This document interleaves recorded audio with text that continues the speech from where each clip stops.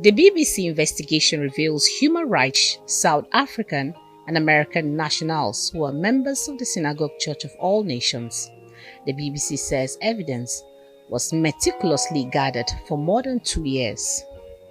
At a formal presentation and private screening of the 90-minute documentary titled Disciples, The Cult of TB Joshua, guests from the media, civil society and religious organizations were of the view that although the leader of the church is not alive, the institutions of state should fish out questionable characters who use philanthropy to hide their deeds.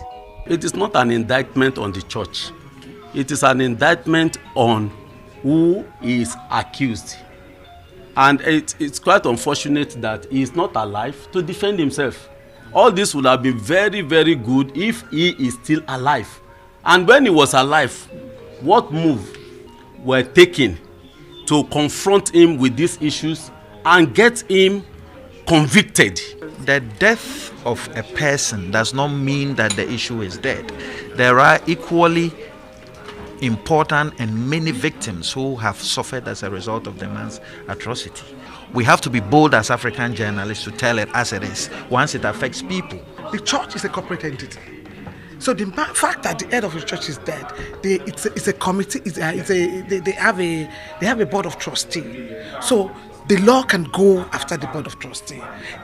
This kind of enormous criminal conduct or acts cannot take place without something happening. The BBC said the investigation started before the death of TB Joshua on June 5, 2021, in response to why it took long to bring the allegations to public space. Although some critics say the documentary is an attack on Christendom in Nigeria, the BBC disagrees. The church synagogue probably started even way before I was born. Now this is it. For the generation who we have told this story, who have seen the film, decades to come, if that church, the name is still standing, we would always remember this film. We would always remember this story. So now this one I'm pushing out to our institutions in Nigeria. What are we going to be doing? What are we saying? Yes, the pastor is late. But for all I know, the institution, the church in question, was built on his name. The actions on his name. The call is for government to beam its searchlight on the many TB Joshuas, investigate the BBC documentary and do what's right within the confines of the law. If we keep talking a lot about this, it's beyond TB Joshua. There are so many TB Joshuas out there in form of religious leaders. Some of them are political leaders, because we also need to put this in the broader conversation around about leadership, whether within the Christian faith or Muslim faith or whatever faith.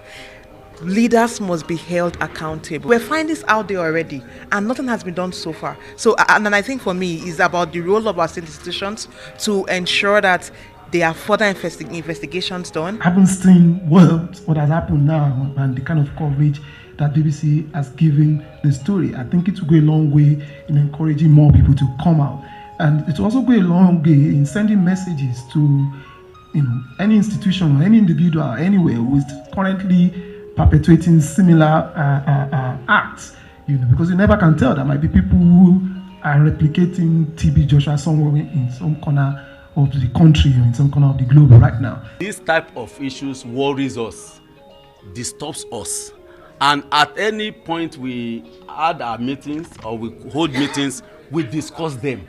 But the problem is we know them, it exists, we hear them every day, we even feel them, and we discourage people of God from this, patronizing this type of people. Born on June 12, 1963 in Arigidi, Akoko in Ondo State, Nigeria, TB Joshua founded the Synagogue Church of All Nations in 1987 with a few members and later expanded to have large followers within and outside Nigeria.